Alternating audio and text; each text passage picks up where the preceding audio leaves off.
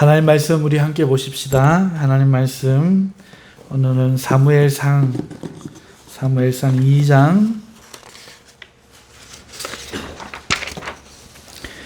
사무엘상 3장 1절에서 9절 말씀 같이 봅시다.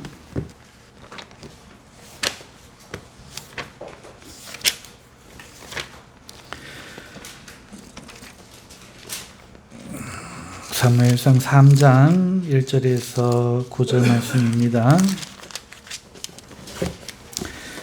찾으셨으면 우리 함께 봉독하시겠습니다. 아이 사무엘이 엘리 앞에서 여호와를 섬길 때에는 여호와의 말씀이 희귀하여 이상이 흔히 보이지 않았더라. 엘리의 눈이 점점 어두워가서 잘 보지 못하는 그때에 그가 자기 처소에 누웠고 하나님의 등불은 아직 꺼지지 아니하였으며 사무엘은 하나님의 궤에 있는 여호와의 전 안에 누웠더니 여호와께서 사무엘을 부르시는지라. 그가 대답하되 내가 여기 있나이다 하고 엘리에게로 달려가서 이르되 당신이 나를 부르셨기로 내가 여기 있나이다 하니 그가 이르되 나는 부르지 아니하였으니 다시 누우라 하는지라. 그가 가서 누웠더니 여호와께서 다시 사무엘을 부르시는지라. 사무엘이 일어나 엘리에게로 가서 이르되 당신이 나를 부르셨기로 내가 여기 있나이다 하니 그가 대답하되 내 아들아 내가 부르지 아니하였으니 다시 누우라 하니라. 사무엘이 아직 여호와를 알지 못하고 여호와의 말씀도 아직 그에게 나타나지 아니한 때라. 여호와께서 세 번째 사무엘을 부르시는지라. 그가 일어나 엘리에게로 가서 이르되 당신이 나를 부르셨기로 내가 여기 있나이다 하니 엘리가 여호와께서 이 아이를 부르신 줄을 깨닫고 엘리가 사무엘에게 이르되 가서 누웠다가 그가 너를 부르시거든 내가 말하기를 여호와여 말씀하옵소서 주의 종이 듣겠나이다 하라 하니 이에 사무엘이 가서 자기 처소에 누우니라. 아멘. 할렐루야. 오늘 금요기도회 가운데 본문의 말씀을 가지고 하나님이 찾으시는 자라는 제목으로 말씀을 증거하려고 합니다. 우리 사랑하는 성도님들 어떻습니까? 여러분들 마음속에 하나님은 나를 찾아. 하나님은 이 시대 가운데 하나님 말씀을 전할 자로 나를 찾을 거야. 당연히 찾을 거야. 하나님은 하나님의 뜻을 이루기 위하여 누군가를 보내신다면 나를 부르실 거야. 하나님이 그의 계획을 드러내실 때에 나를 선지자로 세우실 거야. 이런 자신감들이 여러분들에게 있으신지요? 오늘 이 본문 말씀을 보면서 우리 모두 하나님이 찾으셔서 말씀하시는 그런 사람, 하나님의 뜻에 합한 사람 될 수 있기를 주님의 이름으로 축원합니다. 오늘 본문에서 하나님이 사람을 찾고 있어요. 사람을 찾고 있는데 그 찾는 사람이 누구였는가? 엘리가 아니라 사무엘이었다 하는 사실을 오늘 우리가 볼 수 있습니다. 세 번이나 하나님은 사무엘을 찾았죠. 엘리는 아직 성전에 불이 꺼지지도 않았는데 자기 방에 누워있고, 사무엘은 엘리 대신에 하나님의 전에서 기다리고 있었죠. 그때 하나님께서 사무엘을 부르셨고, 세 번이나 이렇게 부르자 엘리는 이것이 무엇인 줄을 깨닫고 사무엘에게 그가 하나님 앞에 해야 될 대답을 하게 한 것입니다. 엘리는 그 당시에 사사였어요. 사사라고 하는 것은 판관입니다. 판관. 그러니까 판사 겸 왕권과, 그러니까 치리권과 재판권을 가지고 있는 그런 존재로서 하나님이 그들을 들어서 이스라엘 역사 가운데 어려움이 있을 때마다 이 땅을 구원하고 하셨죠. 에녹과 또 드보라와 또 삼손과 많은 사사들이 있는 것처럼 이 엘리도 그런 사사, 즉 판관 중에 한 사람이었고요. 그리고 오랜 세월을 하나님을 섬긴 제사장이었습니다.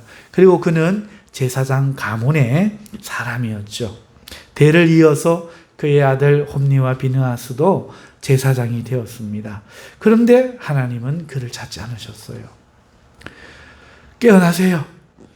오히려 그가 제사장이었던 그 시절에는 3장 1절에 우리가 읽은 것처럼 하나님 말씀이 희귀하였다 말하고 있습니다. 하나님 말씀하지 않는 거예요. 말씀이 없으신 거예요. 하나님이 침묵한다. 이거 굉장히 심각한 일이죠. 하나님이 나를 사랑하는 증거를 나타내지 않는다.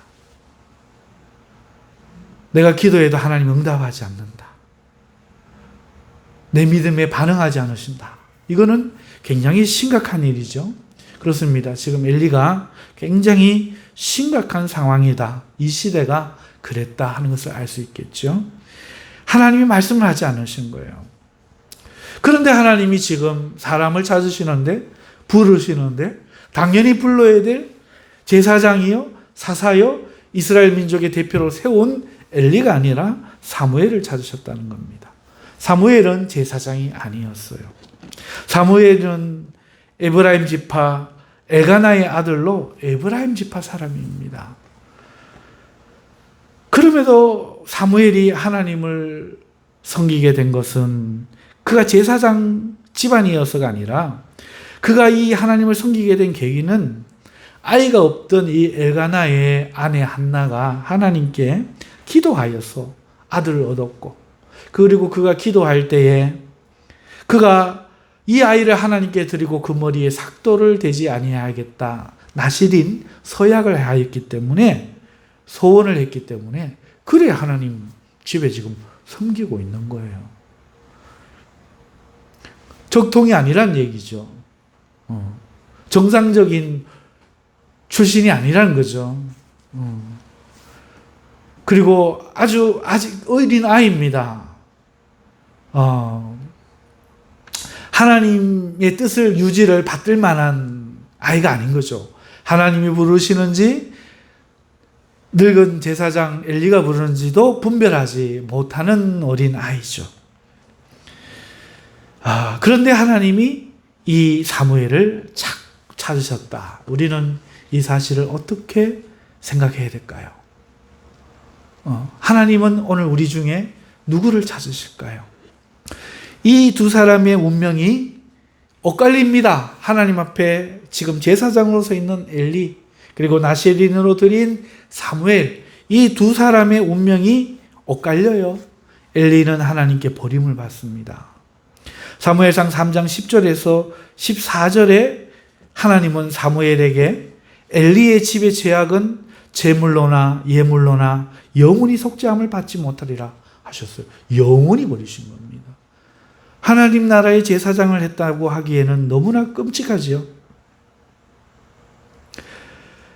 그러나 사무엘은 하나님께 크게 사용됩니다. 사무엘상 19장에서 21절 마지막에 나타나듯이 하나님이 그 사무엘의 입에서 나오는 모든 말을 책임지시는 위대한 사사가 되고 제사장이 되었습니다.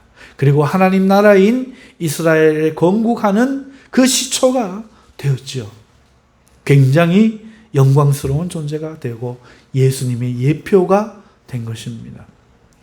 자, 그렇다면은 오늘 우리 이 두 사람을 하나님께서 우리에게 보여주시면서 오늘 우리에게 교훈을 주고 계십니다. 무엇이 이들의 운명을 갈랐을까? 왜 엘리를 안 찾고 하나님은 사무엘을 찾으셨는가? 그것이 무엇인가? 여러분, 그 이유는 엘리가 잘 알고 있었어요.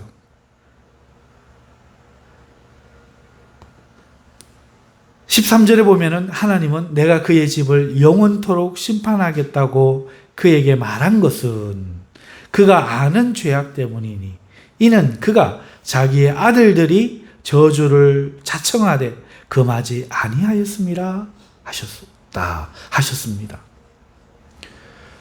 엘리가 알고 있다는 거예요. 모르는 죄가 아니에요. 알고 있는 죄로 망하는 거죠. 하나님께서는 그 죄악을 미리 말씀하셨어요. 그런데 그 죄를 돌이키지 않고 금하지 않았습니다. 그래서 영원히 버림을 받은 것이지요. 엘리는 아들들이 성전에서 죄를 범하는 사실을 알고도 처벌하지 않았습니다. 단지 말로 할 뿐이었습니다. 사무엘상 2장 22절에서 25절에 그 죄상을 말하고 있는데요. 엘리가 매우 늙었더니 그의 아들들이 온 이스라엘에게 행한 모든 일과 회막문에서 수종드는 여인들과 동침하였음을 듣고 그들에게 이르되 너희가 어찌하여 이런 일을 하느냐? 내가 너희의 악행을 이 모든 백성에게서 듣노라. 내 아들들아 그리하지 말라. 내게 들리는 소문이 좋지 아니하니라. 너희가 여호와의 백성으로 범죄하게 하는도다. 라고 말하면서 이렇게 말합니다. 아들들에게 사람이 사람에게 범죄하면 하나님이 심판하시려니와 만일 사람이 여호와께 범죄하면 누가 그를 위하여 간구하겠느냐 하되 그들이 자기 아버지의 말을 듣지 아니하였으니 이는 여호와께서 그들을 죽이기로 뜻하셨음이더라. 이렇게 기록되어 있습니다. 엘리의 아들들은 성전 회막문에서 성전의 일을 수종드는 여인들과 동침하였습니다. 뿐만 아니라 그의 아들들은 하나님께 드리는 제물에 대해서도 그 법을 어기고 하나님의 제사를 멸시하였어요. 제사법대로 하지 않고 그 제물을 마음대로 한 것입니다. 이것은 그들이 하나님을 두려워하지 않음을 보여주는 거예요. 하나님 앞이라고 생각했으면 이렇게 하지 않았겠죠. 그리고 이것은 하나님께 대한 죄였던 거예요. 엘리가 이것을 알고 있다는 거예요. 하나님이 말한 그대로 엘리는 이것을 알고 있었어요. 그러나 엘리는 그들을 처벌하지 않았습니다. 단지 훈계로서 타이를 뿐이었죠. 그래서 영원히 버림받고 제물로나 무엇으로도 다시는 속량할 길을 얻지 못했어요. 알고도 회개하지 않았기 때문에 그렇습니다. 자, 이러보건대 하나님은 사람의 가문을 보지 않습니다. 그의 직업을 보지 않아요. 그가 목사인지 제사장인지 장로인지 집사인지 3대째인지 4대째인지 그걸 보지 않아요. 하나님은 적통, 자격 그런 것을 따지지 않아요. 전통을 따지지 않습니다. 그런 것들은 그가 하나님 말씀을 순종할 때, 그래서 하나님을 섬기고 하나님을 경외할 때 그 본질 때문에 가치가 생기는 것이지, 하나님의 말씀을 어기는 그때에는 그의 직분이나 자격 등은 아무런 가치가 없음을 엘리를 통해서 우리는 알 수가 있는 것입니다. 그렇기 때문에 엘리는 비록 사랑하는 자식이었다 할지라도 그 자녀를 처벌해야만 했죠. 처벌을 했어야 됐습니다. 처음부터 그의 아들 홈니와 비느하스가 그렇게 되었겠어요? 어린 아이 때부터 기회가 있었지 않겠어요? 그때부터 처벌하지 않은 거예요. 내버려 둔 거예요. 어릴 때부터 마땅히 가르쳐야 될 하나님이 아브라함과 이삭과 야곱의 하나님이시, 어떻게 우리가 택함 받았고 그 하나님이 그의 백성된 우리를 버려두지 않고 어떻게 애굽에서 구원해 내셨고 이 지금 살고 있는 이 땅에 하나님 어떻게 살게 해주셨는지 그 이야기를 들려주면서 하나님을 경외하고 하나님 말씀대로 살아야 할 것과 오늘 우리가 레위 집안의 자손으로 태어나서 우리에게 해야 할 일이 무엇인지를 가르쳤다면 그 아이들의 운명은 아마 바뀌었을 겁니다. 하지만 그걸 안 했어요. 그걸 방치한 겁니다. 제사장 가문의 아이들로 하나님을 자라서 섬기다 보면 당연히 하나님을 경외할 것이라 생각했을 겁니다. 하나님 경배하기를 가르치지 않고 종교적인 이 생활 속에 있으니 당연히 신앙이 생길 것이라 여긴 그의 무책임함이 이 상황을 만듭니다. 엄마가 할머니 하나님을 믿고 할머니가 하나님을 믿으니 너도 당연히 믿을 거다. 그렇지 않다는 거죠. 가르치지 않으면 믿지 않습니다. 이 잘못은 사무엘도 범해요. 하나님에 대한 건 하는데 사무엘도 자기 자녀를 바빠서 직무를 다 한다고 바빠서 제사장의 직무를 다 한다고 바빠서 버려두어서 사무엘의 두 아들도 불량화가 됩니다. 어려서부터 가르치면 그런 일이 없을 터인데 가르치지도 않고 잘못할 때 처벌해서 금지시키지도 않았던 거죠. 두 번째 잘못은, 첫 번째는 가르치지 않은 거고요. 두 번째 잘못은요, 자신의 아들들을 살피고 징계하지 않은 잘못이에요.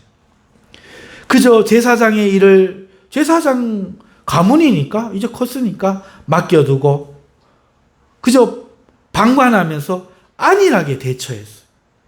그들이 어떻게 제사장의 일에, 임무에 임하는지 처음부터 관심을 갖고 지켜보았다면 그들의 악행을 소문으로 듣고 아는 일은 없었을 거예요. 그런데 당연히 하겠지 하고 맡겨놓았던 것입니다. 처음부터 지켜보았더라면, 뒤에서 살펴보았더라면 그 아이들이 잘못할 때에, 정성이 들어가 있지 않을 때에, 그 일에 대해서 대충 눈가림으로 하려고 할 때에, 하나님을 두려움 없는 태도를 보일 때에 그때 그들을 붙잡아 놓고 따끔하게 징계를 하고 처벌을 가했더라면 그들의 운명은 바뀌었을 겁니다. 하지만 그는 그러지 않았죠. 시기를 놓쳐버린 겁니다. 그리고 마침내 사람들의 소문에 오르내리고 나서야 나무나 보지만은 이미 매를 들기에는 늦어버린 거죠. 그리고 이미 하나님이 그들을 버려버렸습니다. 이미 말로는 그들의 행실을 고칠 수 없게 되어버린 것이죠. 이게 그의 큰 두 가지 잘못입니다. 하나님의 일을 하면 된다. 제사장 직분이니까 사명을 감당하면 된다 생각했지만 아니었습니다. 하나님을 경외하는 자로서 마땅히 가져야 될 삶의 전부를 하나님 앞에 드리지 아니하고, 하나님 섬기기를 가르치지 아니하고, 악행하는 그 모습을 처벌하지 아니하였기 때문에 이렇게 돼버린 것이죠. 그가 아무리 제사장 가문이나 기능적인 영적인 일을 감당한다고 할지라도 하나님 그거를 결단코 인정하는 분이 아닙니다. 예배를 1000번 드려도, 30년을 믿어도, 40년을 언금해도 그것은 하나님 뜻이 아닙니다. 하나님을 두려워하고 하나님 말씀대로 살아가는 사람을 하나님은 찾고 계신 것이지요. 반면에 사무엘은 어땠을까? 사무엘은 하나님 앞에 나실인으로 드려진 사람이에요. 엘리는 하나님께 드려진 가문에 났지만 자기를 드려진 사람으로 살 생각을 하지 않았고 자기 방에가 누워 있었고 자기 자녀를 드려진 삶으로 살아야 될 사람으로 생각하지 않았다면 사무엘은 하나님께 드려진 삶을 살 그런 생애가 아니었음에도 불구하고 그런 신분 전통이 아니었음에도 불구하고 하나님께 그 어머니의 기도로 나신인으로 드려진 사람 그리고 실행되어진 사람이었죠. 사무엘상 1장 10절에서 11절에 한나가 마음이 괴로워 여호와께 기도하고 통곡하며 서운하여 이르되 만군의 여호와여 만일 주의 여종의 고통을 돌보시고 나를 기억하사 주의 여종을 잊지 아니하시고 주의 여종에게 아들을 주시면 내가 그의 평생에 그를 여호와께 드리고 삭도를 그의 머리에 대지 아니하겠나이다 라고 하나님께 서운했습니다. 그래서 아들을 얻었죠. 그리고 젖을 뗄 만큼 자라자 하나님의 성전에 데리고 온 것입니다. 얼마나 없던 아들이 더 귀했겠습니까? 차라리 처음부터 없으면 귀한 줄 몰라요. 그런데 늦은 나이에 그 멸시와 천대 속에서 그 분인나의 그 속을 뒤집는 그 가운데서 사랑으로 약속으로 태어난 그 아들을 값지게 사랑하다가 다시 하나님 앞에 드린다는 건 얼마나 어려운 일이었을까요? 하지만 사무엘은 하나님 앞에 드려졌지요. 그 우는 사무엘을 떼어놓을 때 얼마나 그 엄마는 마음이 아팠을까요? 아마 제 생각에는 어려서부터 그 사실을 이야기하고 준비를 시켰을 것 같아요. 한나쯤 되면 너는 하나님께 바쳐진 사람이야. 언젠가 우리는 이별해야 돼. 그때까지 뜨겁게 사랑하자. 그때까지 엄마하고만 살자. 하지만 하나님 앞에 드려지면 그때부터는 하나님을 위해 살아야 돼. 얼마나 가르치고 또 가르쳤을까요? 제사장으로 태어나서 제사장으로 자라서 제사장으로 수십 년을 지낸 엘리는 그 자녀들을 한마디도 가르치지 않았는데 한나는 얼마나 가르쳤을까 생각이 되어집니다. 사랑하는 성도 여러분, 하나님이 찾으시는 사람을 제가 앞만 이렇게 살펴보아도 제 눈에도 그래요. 하나님께 자기를 드리는 자들을 하나님 쓰시더라고요. 아무 생각도 없는 자를 불러가지고 안 쓰셔요. 하나님께 자기를 드리려고 하는 그 사람을 하나님 찾아 쓰시더라고요. 자신의 인생을 드리는 사람, 자신의 시간을 드리는 사람, 자신의 힘과 재능을 드리는 사람, 자신의 부를 하나님께 드리는 그 사람을 하나님이 지금도 찾고 계신 거예요. 오늘 두 사람을 통해서 누가 하나님의 버림을 받는가? 누가 하나님의 찾으심을, 부르심을 받는가? 분명한 것은 하나님께 드려지는 사람이라는 겁니다. 가문으로 4대 5대째 목사의 집안으로 장로의 아들로? 아니요. 절대 그런 일은 없습니다. 못된 신앙으로 태어났더니 못된 신앙이래요. 못된 신앙이래요. 못된 신앙, 못된 신앙, 못해 신앙이래요. 장로 아들, 목사 아들이 제일 타락한대요. 이것만 봐도 우리가 알아요. 그러나 뒤늦게 예수님을 믿고 그 하나님 앞에 드리고 싶어서 그 삶을 하나님 앞에 기도하면서 전적으로 하나님을 구하는 사람을 하나님은 사랑하셔서 그와 함께 하여 주시는 것을 지금도 저는 지금까지 보고 있습니다. 그게 첫 번째 사무엘의 모습이에요.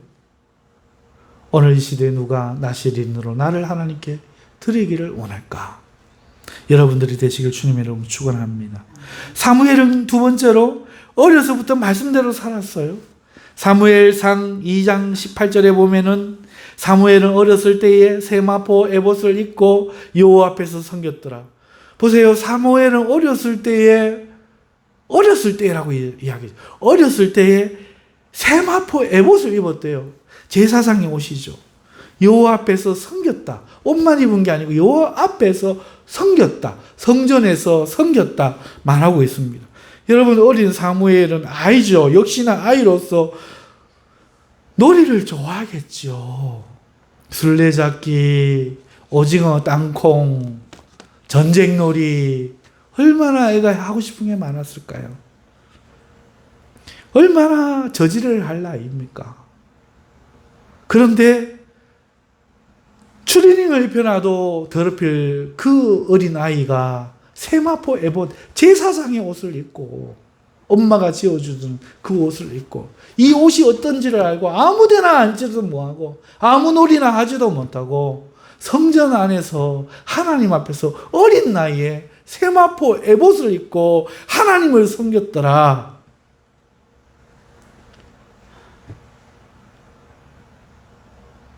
그것이 하나님이 찾으신 이유예요. 뭘 알고 했겠어요? 아무것도 모르고 했겠죠. 그러나 그 아이는 그 엄마의 기대대로 세마포 에봇을 지어가지고 해마다 가지고 와서 입혀주는 그 엄마가 사무엘아, 사무엘아, 너는 하나님을 섬겨야 돼. 그 엄마를 기억하면서 그 아이가 하나님 전 앞에서 친구 하나 없이 엄마를 생각하면서 하나님 섬기는 그 일을 하고 있는 모습을 한번 생각해 보세요. 본의하게 제 자랑 하나 할게요. 제가요, 공부를 잘했습니다. 학교 다닐 때. 하루는 어머니가 돌아가셨어요. 교통사고 나서 돌아가셨어요. 그날도 학교를 오고 가는데 4시간이 걸려요.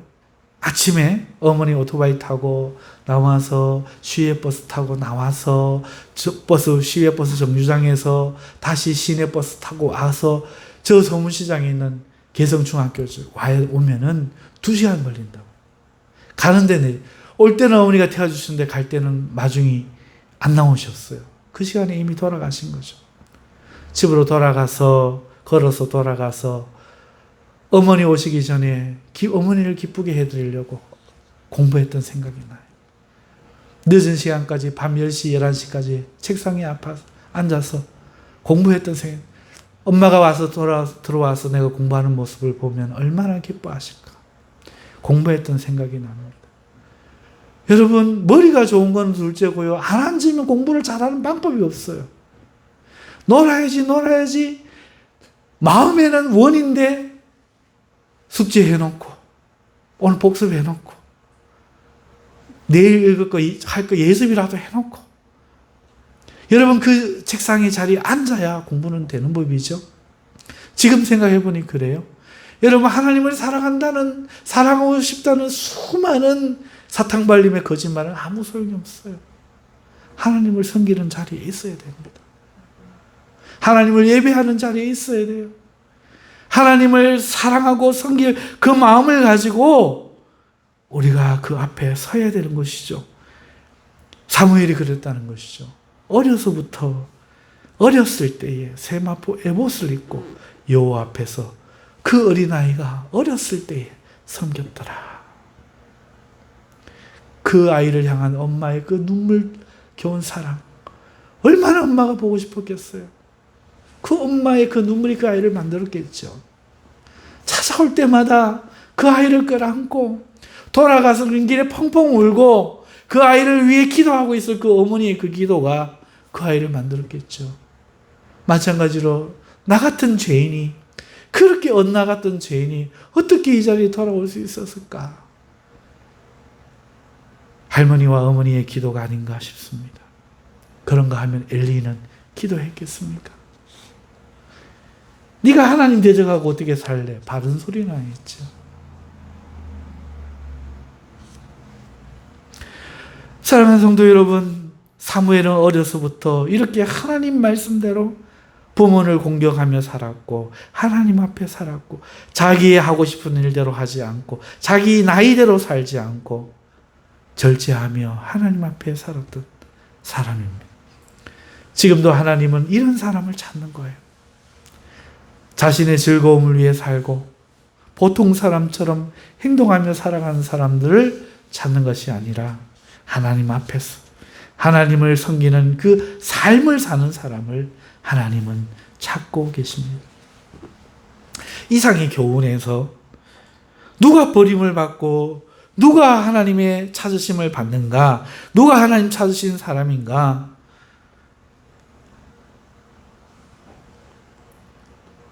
이 이야기에서 우리는 교훈을 얻을 수 있죠. 하나님은 명분, 적통, 그리고 어른, 큰 거 이런 걸 좋아하지 않으세요. 작고 힘없고 적통이 아니라도 상관없습니다.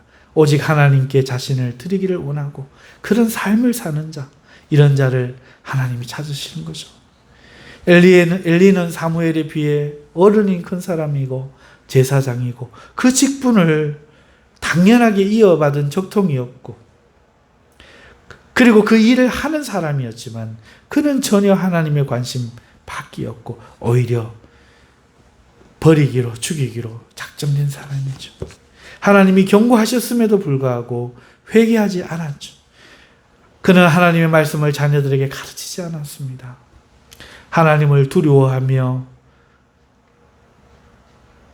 하나님을 생각하게 하지 않음으로써 그는 그 자녀들에게 제사장의 그 직분에 기능만 하게 하고 또 자신도 그 기능만 하면서 자신의 삶이 하나님 보시기에 어떤지 방치하였던 것이죠. 이런 자들은 하나님이 버리는 거예요.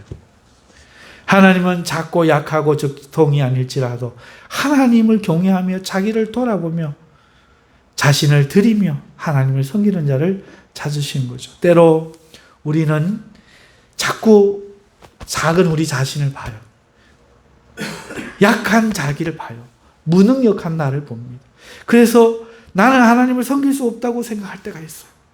내 같은 것이 어떻게 하나님 큰 일을 행할 수 있을까? 하나님은 이런 무능력하고 지혜 없는 나 같은 사람이 아니라 하나님은 지혜로운 자, 큰 자, 능력 있는 자, 합법한 자, 이런 자를 찾아서 일하신다고 생각하고 하나님 앞에 자기 삶을 드리기를 주저하는 사람들이 있습니다. 하지만 오늘 말씀을 볼 때 그렇지 않아요.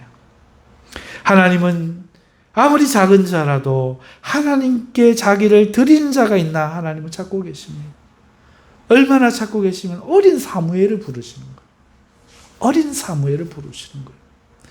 지금도 하나님 앞에 하나님께 찾으실 만한 사람이 없기 때문에 이 시대에 하나님 말씀이 희귀한 거예요.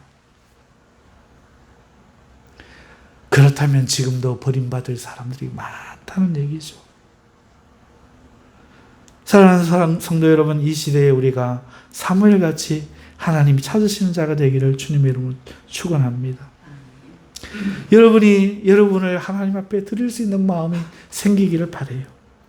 하나님 앞에 여러분이 서서 하나님 섬기기를 기뻐하는 자가 되실 수 있기를 주님의 이름으로 축원합니다. 자신의 삶을 방관하며 변명하며 책임지지 않는 자가 되지 마십시오. 나는 이래서 하나님 일을 못하고 저래서 하나님 일을 못하고 저래서 하나님 일을 못한다. 나는 이거 할 게 있고 나는 나이가 어리니까 나는 놀아야 하니까 그런 말 하지 마십시오. 하나님이 외롭습니다. 한나는 아이가 없었지만 하나님은 자기에게 관심을 갖는 아이 사람 하나가 없었습니다. 두 사람 마음이 눈이 맞은 거예요. 지금도 하나님은 하나님 자신에게 관심이 있는 그 작은 아이 한 사람이 없나 찾아보고 계십니다. 그냥 예배의 종교 행위가 아니라 오늘 나를 드리기를 결단하고 오늘 내가 하나님 앞에 나의 인생을 드리기로 선교사든 그것이 목사든 그것이 대학 교수든 무엇이든 내 인생을 드리기로 혹은 내가 돈을 벌어서 하나님 앞에 그 부를 드리기로 혹은 내가 찬양을 드리기로 무엇이든 하나님 앞에 드리기로 소원하며 실제로 그 일을 감당하는 그 사람을 하나님이 찾고 계십니다. 그런 사람을 하나님께서는 사무엘처럼 사랑하시고 그를 높이시며 하나님 나라의 위대한 사람으로 세우는 것입니다. 사랑하는 성도 여러분, 오늘은 금요일을 맞아 하나님이 찾으시는 자라는 제목으로 말씀을 드렸습니다. 오늘 이 말씀이 여러분 심령에 박혀 여러분들의 삶을 지탱해주는 믿음의 말씀이 될 수 있기를 주님의 이름으로 축원합니다. 우리 다 함께 기도하십시다. 우리 동성으로 말씀 생각하면서 우리 다 함께 한번